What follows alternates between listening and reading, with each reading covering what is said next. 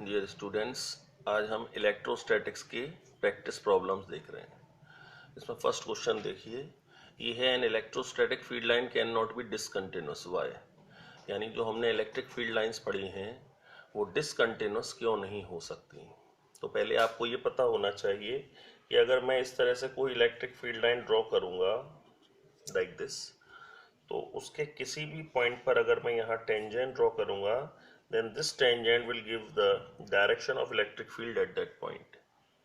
तो अब अगर ये फील्ड लाइन डिसकंटिन्यूअस है, मतलब यहाँ फील्ड लाइन है, यहाँ फील्ड लाइन है, बीच में फील्ड लाइन नहीं है, इसका मतलब ये है कि जहाँ वो ब्रेक आ रहा है इलेक्ट्रिक फील्ड लाइन में, वहाँ इलेक्ट्रिक फील्ड जीरो है।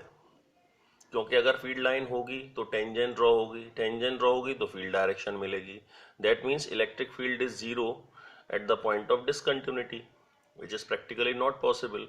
क्योंकि अगर राइट साइड में फील्ड एग्जिस्ट कर रही है, लेफ्ट साइड में फील्ड एग्जिस्ट कर रही है, it is very difficult to believe that there is no electric field at the mid points. So it means electric field lines are always continuous. Discontinuity shows zero electric field at that point. Got it? Now coming to the next question. If the distance between dipole and the point is doubled, how the electric field will change? तो dipole से point की distance को double किया जा रहा है। तो पहले तो आपको ये पता होना चाहिए electric field on the axis of dipole is 1/4 pi epsilon not 2p by r cube. This is for the axial position. ये एक्सप्रेशंस आपको याद होने चाहिए। While the electric field at the equatorial line of the dipole is given by p by r cube. This is for equatorial position.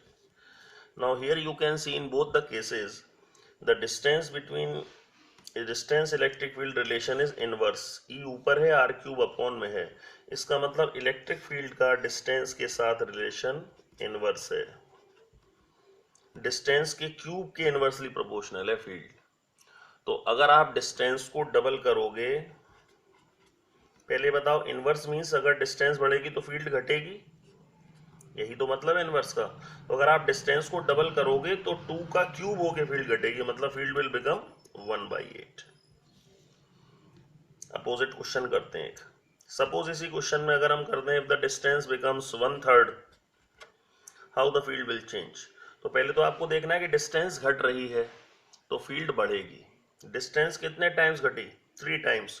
तो 3 का cube होके field बढ़ेगी, तो 3 का cube means 27 times electric field हो जाएगी। अच्छा, अगर यही सवाल मान लो डाइपोल के बजाय पॉइंट चार्ज के लिए पूछा जाता, तो पॉइंट चार्ज के लिए फॉर्मूला होता है 1/4 pi epsilon not q upon r square. Upon r square का मतलब फील्ड का रिलेशन स्क्वायर के साथ इनवर्स होता है।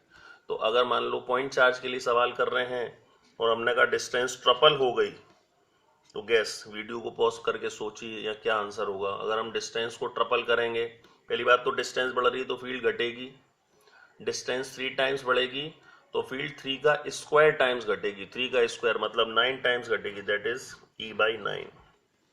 तो इस टाइप के क्वेश्चंस डील करने के लिए सीधे से आपको डायरेक्ट रिलेशन या इनवर्स रिलेशन देखना आना चाहिए। Now switch over to the next problem. Next problem है what does Q1 plus Q2 is equal to 0 signify. ये क्या सिग्निफाई कर रहा है? तो पहले तो आप देखें एक चार्ज दूसरा चार्ज, दोनों चार्ज को ऐड करके 0 बन रहा है। तो 0 बन रहा है का मतलब इसमें हम ये कह सकते हैं कि अगर एक चार्ज पॉजिटिव है तो दूसरा नेगेटिव है, क्योंकि दोनों प्लस होके 0 नहीं आ सकता, दोनों माइनस होके 0 नहीं आ सकता। That simply means Q1 is equal to minus Q2। That means charges are equal in magnitude but opposite in sign. Equal and opposite charges, ऐसा कभी होता है? Yes, definitely in case of dipole. इसका मतलब ये चार्जेस जो हैं they are actually forming a dipole. Dipole के केसेस में चार्ज कैसे होते हैं? एक पॉजिटिव क्यू, एक नेगेटिव क्यू, दोनों मिलकर डाइपोल बनाते हैं। तो ऐसे में टोटल चार्ज क्या होता है? 0 हो जाता है। और ये चार्ज की एडिटिव प्रॉपर्टी को भी शो कर रहे हैं। इसका मतलब charge is additive in nature. जो चार्ज की एडिटिव प्रॉपर्टी को भी शो कर रहे हैं, क्योंकि ये स्केलर फॉर्म में है तो स्केलर फॉर्म में चार्ज ऐड हो जाता है इस तरह से। Now coming to the last question of the day, what is the nature of force? What is the nature of force between the charges if the product of q1 q2 is less than 0। तो पहले तो आपको ये देखना पड़ेगा q1 q2 less than 0 means 0 से छोटी चीज है, इसका मतलब वो चीज कैसी होगी, नेगेटिव। तो दो चीजों का प्रोडक्ट नेगेटिव आ रहा है, इसका मतलब डेफिनेटली अगर एक चार्ज में पॉजिटिव ले रहा हूं तो दूसरा चार्ज नेगेटिव होगा, क्योंकि प्लस माइनस ही माइनस होता। अगर दोनों चार्ज नेगेटिव होते तो आंसर पॉजिटिव आता, दोनों पॉजिटिव होते तो भी आंसर पॉजिटिव आता। तो प्रोडक्ट नेगेटिव मीन्स एक प्लस है एक माइनस है। तो अगर एक चार्ज प्लस है एक माइनस है, then what is the nature of force? As we know, if the charges are unlike then they attract each other. So what is the answer to this problem? Nature of force कैसा हो गया? Attractive. अगर nature attractive है मतलब एक positive है एक negative है, यानी कि प्रोडक्ट नेगेटिव है, यानी कि लेस देन 0। तो अगर मैं इसी सवाल को चेंज कर दूं, q1 q2 is greater than 0 है, तो नेचर क्या होगा? अगर ग्रेटर देन 0 है इसका मतलब ये प्रोडक्ट कैसा है? पॉजिटिव है। इसका मतलब या तो दोनों ही चार्ज पॉजिटिव हैं या दोनों ही चार्ज नेगेटिव हैं। दोनों प्लस हैं तो भी नेचर कैसी होगी? रिपल्सिव। दोनों माइनस है तो भी नेचर कैसी होगी? रिपल्सिव। तो इसका मतलब ये है कि the sign of the charges decide the nature of the force and the magnitude of the force is given by Coulomb's law. Coulomb's law में हमने जो फोर्स का एक्सप्रेशन सीखा है 1/4πε0 q1 q2 by r square, that gives only the magnitude of the force, while the direction of the force is given by nature of the charges, both positive both negative, repulsive nature, direction of force is given by, and if one charge is positive other is negative, this is the direction of the force, nature of the force will be attractive। तो ये जितने भी questions यहाँ कराए गए हैं ये सभी सीबीएसई बोर्ड में 1 मार्क्स क्वेश्चन या 2 मार्क्स क्वेश्चन के फॉर्म में पूछे जा चुके हैं।